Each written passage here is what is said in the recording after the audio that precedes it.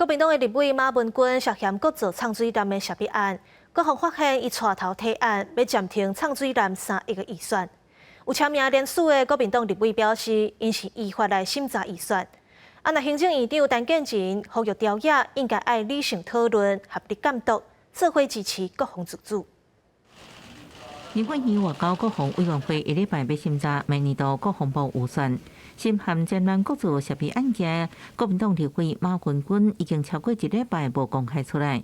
不过，互人发现，伊阁带头提案冻结占南第一阶段原型南条件的3亿预算。理由是台湾无占南测试的经验，要如何执行，爱阁澄清，爱国防部提出专案报告了后，才用动机。搁加入证据，马文君无出来解释，不过签名联署提案的廖婉如、吴淑怀表示，拢是依法行使立法职权。审查之前都在密集找委员说服、说明，这些都是过程，内容我们都要了解嘛。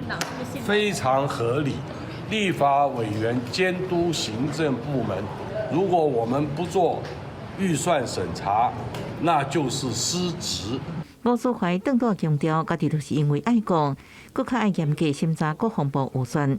同款属于外交国防委员会民进党立委王定宇是呼吁纳会，唔通故意反对相关的预算。冻结了以后，说明就要解冻，那也要拖到下一次会，聚焦在监督上。那这种杯葛甚至于扯后腿式的提案少一点会比较好。我希望朝野党团呢都能够理性的来讨论潜舰国造的这件事情加以合理的监督，潜舰国造的工作能够继续使得台湾能够有自主的国防。